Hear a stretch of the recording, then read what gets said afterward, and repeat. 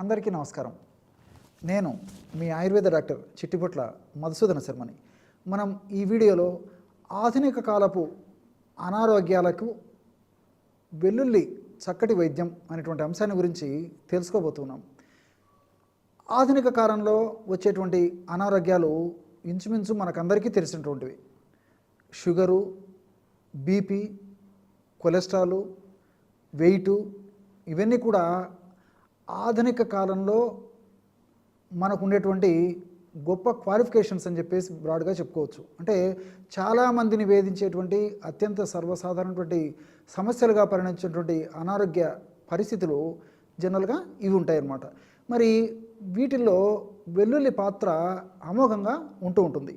వెల్లుల్లినే కొన్ని ప్రాంతాల్లో తెల్లగడ్డ అని చెప్పేసి, అదేవిధంగా కొన్ని ప్రాంతాల్లో ఎల్లిపాయ అని చెప్పేసి, ఎల్లిగడ్డ అని, అట్లే ఇంగ్లీష్లో గార్లిక్ అనేటువంటి పేరుతో పిలుస్తూ ఉంటారనమాట. వెల్లుల్లిలో ప్రకృతి కొన్ని వేల రసాయనిక పదార్థాలు నిక్షిప్తం చేసి మానవాళి సంక్షేమం కోసం, అభివృద్ధి కోసం, ఆరోగ్య పరిరక్షణ కోసం మనకు అందించిందంటే ఆశ్చర్యం వేస్తుంది. ఈ వెల్లుల్లిలో అనేక రకాలైన రసాయన పదార్థాల్లో ముఖ్యమైనటువంటి రసాయన పదార్థాల గురించి మనం ఆలోచించినట్లయితే అలిసిన్ అనేటువంటి రసాయన పదార్థం చాలా ఎక్కువ ప్రమాణంలో ఉంటుంది. అంటే 100 గ్రాముల వెల్లుల్లిని మనం తీసుకున్నట్లయితే అందులో 3.6% అలిసిన్ ఉంటుందన్నమాట. దీంతోపాటు ఇనిలిన్, డైసల్ఫైడు, సల్ఫరు, నైట్రేట్సు, ఇలాంటి అనేక రకాలైన రసాయన పదార్థాలు కూడా ఈ యొక్క వెల్లుల్లిలో ఉంటాయి.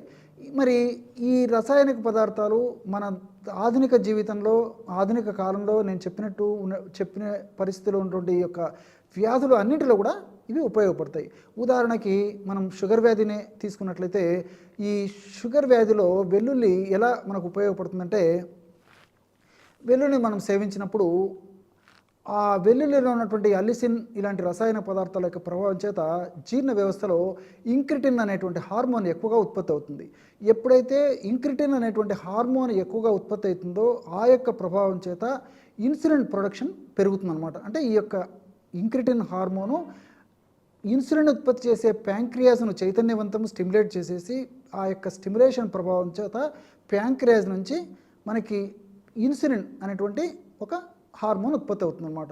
ఎప్పుడైతే ఇన్సులిన్ హార్మోన్ బాగా ఉత్పత్తి అవుతుందో అప్పుడు షుగర్ నియంత్రణకు అవకాశం ఉంటుంది. అంతేకాకుండా ఈ ఇన్సులిన్ హార్మోన్ ఉత్పత్తి అవ్వడమే కాకుండా ఈ యొక్క హార్మోన్ యొక్క సెన్సిటివిటీని కూడా పెంచేందుకు ఈ యొక్క పదార్థం ఉపయోగపడుతుంది. అంటే ఈ అలిసిన్ అంటే ఇన్సులిన్ ఉత్పత్తి అయినప్పటికీ కొంతమందిలో కణాల్లోకి చేరడం కష్టంగా ఉండడం చేత, మరి కణాలు ఆ ఇన్సులిన్ ప్రభావం చేత తెరుచుకోకపోవడం చేత ఉన్నటువంటి షుగర్ అంతా బ్లడ్లో ఉండడం చేత కూడా ఇబ్బంది ఎదురవుతుంది. కాబట్టి మరి ఇన్సులిన్ సెన్సిటివిటీని పెంచేందుకు కూడా ఈ యొక్క అలిసిన్ అనేటువంటి రసాయన పదార్థం ఉపయోగపడుతుంది.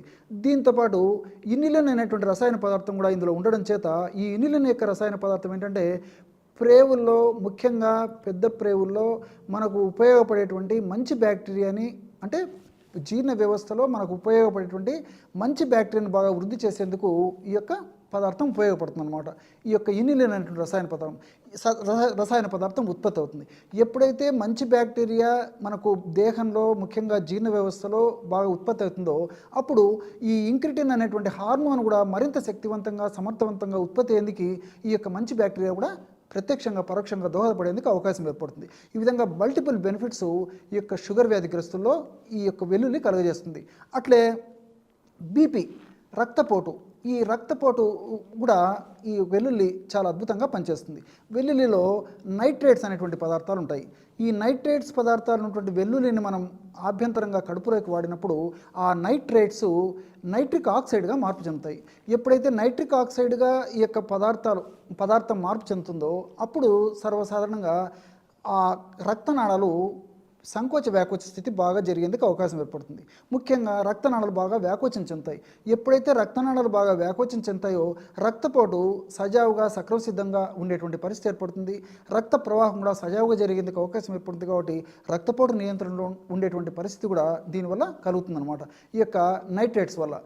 అట్లే కొలెస్ట్రాల్ గురించి ఆలోచించినట్లయితే మనకు లివర్ అంటే కాలేయంలో ఈ యొక్క కొలెస్ట్రాల్ తయారవుతుందన్నమాట. ఈ కొలెస్ట్రాల్ తయారయ్యేందుకు కాలేయానికి 3 రకాలైనటువంటి ఎంజైమ్స్ అవసరం.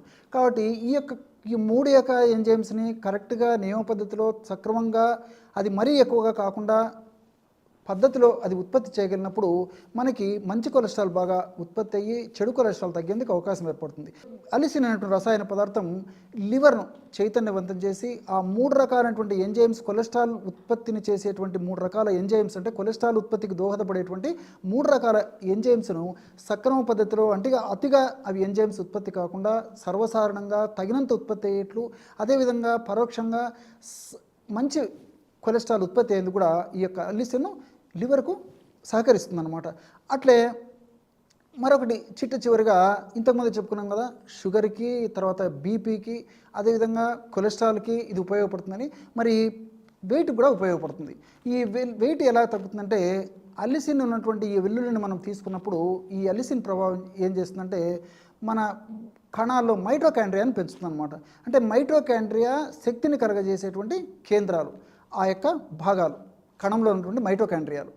అంతేకాకుండా ఈ మైటోకాండ్రియాని పెంచడం వల్ల ఫ్యాట్ మెటబాలిజం, అంటే జీవనక్రియ వేగవంతం అవుతుంది. ఎప్పుడైతే ఫ్యాట్ మెటబాలిజం, జీవనక్రియ వేగవంతం అవుతుందో అప్పుడు దేహంలో ఎక్కడ ఎక్కువగా సంచితమైన కొవ్వు కరిగేందుకు కూడా ఇవి ఉపయోగపడుతుంది అనమాట. ఈ విధంగా అలిసిన్ ఈ పద్ధతిలో కూడా ఉపయోగపడుతుంది. కాబట్టి సర్వసాధారణంగా మనం ఎదుర్కొనేటువంటి నిత్య జీవితంలో, అంటే పాశ్చాత్య సంస్కృతి నాగరికత ప్రభావం చేత ఆధునిక కాలంలో ఎదుర్కొనేటువంటి ఇలాంటి అనేక రకాలైనటువంటి వ్యాధులు కూడా ఇది చాలా చక్కగా చెక్ పెట్టేందుకు అవకాశం ఏర్పడుతుంది. మరి ఈ వెల్లుల్లిని వాడే విధానం తెలియక, అవగాహన లోపం చేత మరి చాలామంది రోజు విపరీత ప్రమాణంలో వాడుతున్నప్పటికీ నేను చెప్పినటువంటి ఈ యొక్క జబ్బులు ఏవైతే ఉన్నాయో, అనారోగ్య వాతావరణంలో కలిగేటువంటి ఈ యొక్క నాగరికత ప్రభావంతో కలిగేటువంటి జబ్బులు ఏవైతే ఉన్నాయో వీటిలో ప్రభావం కనిపించడం లేదు. కారణం ఏమంటే వీళ్ళకి అవగాహన లోపం. అంటే మనం ఎప్పుడైతే వెల్లుల్లిని ఎక్కువగా వండుతామో, ఎక్కువగా వేయిస్తామో, ఎక్కువగా ఉడికిస్తామో అప్పుడు అందులో ఉన్నటువంటి అలిసిన్ అనేటువంటిది, అదేవిధంగా ఇతర కెమికల్స్, రసాయన పదార్థాలు క్రమంగా నశించిపోయి కేవలము రుచి, వాసన పదార్థాలు మిగిలిపోతుంది తప్ప వాటి యొక్క ఔషధ గుణాలు మనకు చేరవన్నమాట. అందువలనే మనకు అవగాహన లోపం చేతనే మనకు ఆశించినటువంటి ఫలితాలు కలగడం లేదు. కాబట్టి మన పద్ధతి ప్రకారం అవగాహనతో దీన్ని వాడుకోవడం వల్ల చాలా సమర్థవంతమైనటువంటి ఫలితాలు మనం చెప్పుకునేటువంటి వ్యాధుల్లో కలుగుతాయి అన్నమాట. అట్లే మరి ఎలా వాడుకోవాలంటే, సర్వసాధారణంగా పోంపు పెట్టినప్పుడు కూడా నూనెను బాగా వేడి చేసి లేదా మరిగించిన తర్వాత ఆ మరిగేటప్పుడు బాగా వేడిగా ఉన్నప్పుడు మనం వెల్లుల్లి రెబ్బరిని క్రష్ చేసేసి అందులో వేసేస్తాం అనమాట. అప్పుడు మొత్తం దీంట్లో ఉన్నటువంటి ఔషధ గుణాలన్నీ పోతాయి. అంటే అల్లిసిన్ను నేను చెప్పాను కదా, ఈ సల్ఫర్ ఇవన్నీ పోతాయి అన్నమాట. మరి అలా కాకుండా ఎలా వాడుకోవాలంటే, మీరు పోపు పెట్టేటప్పుడు కూడా ఆహార పదార్థాల్లో, వంటకాల్లో అప్పుడు మీగడ వాడుకోవడం మంచిది. మీగడ ఎందుకంటే ఒక 50 డిగ్రీలు 60 డిగ్రీల టెంపరేచర్ వెళ్ళేసరికి ఆ మీగడ కరుగుతుంది. కాబట్టి ఆ కరిగినటువంటి మీగడలో ఈ వెల్లుల్లిని వేయడం వల్ల వెల్లుల్లిలో ఉన్నటువంటి పోషకాంశాలు కానివ్వండి, అదేవిధంగా నేను చెప్పినటువంటి ఈ యొక్క రసాయన పదార్థాలు కానివ్వండి డ్యామేజ్ కాకుండా ఉండి శరీరానికి ఉపయోగపడేదానికి అవకాశం ఏర్పడుతుంది. కాబట్టి ఈ పద్ధతిలో వాడుకోవడం వల్ల చాలా సమర్థవంతమైనటువంటి ఫలితాలు కలిగేటువంటి పరిస్థితి ఏర్పడుతుంది. కాబట్టి వెల్లుల్లి మంచిది, ప్రకృతి మంచిది ప్రసాదించింది. కానీ మనకు అవగాహన లోపం చేత దాన్ని సద్వినియోగం చేసుకోలేక విచ్చలవిడిగా విచక్షణ రహితంగా వాడుకోవడం వల్ల దాని ఫలితాలు మనం పొందలేకపోతున్నాం. కానీ మరి ఇప్పటికైనా మనం దానిపైన అవగాహన కలుగజేసుకొని చక్కగా పద్ధతి ప్రకారం మనం వాడుకోగలిగినట్లయితే చాలా సమర్థవంతమైన ఫలితాలు ఈ యొక్క ఆధునిక కాలపు జీవనశైలిలో వచ్చేటువంటి వ్యాధుల్లో కలుగుతాయి. అంతేకాకుండా ఈ యొక్క వ్యాధులు త్వరగా తగ్గేందుకు కూడా వెల్లుల్లిలో ఉన్నటువంటి ఇతర అనేక రకాలైన రసాయన పదార్థాలు కూడా ఉపయోగపడతాయి. కొత్త కొత్త వ్యాధులు రాకుండా కూడా ఈ యొక్క రసాయన పదార్థాలు మనకు సదా మన దేహంలో ఉంటూ, సదా కాపాడుతూ, సదా రక్షిస్తూ ఉంటాయి. చూశారు కదా ఎటువంటి అద్భుతమైనటువంటి అంశాన్ని వెల్లుల్లి గురించి మీరు ఈ వీడియోలో తెలుసుకున్నారో. మరొక వీడియోలో మరొక అంశంతో మళ్ళీ కలుద్దాం. అంతవరకు నమస్కారం. మీ చిట్టిపొట్ల.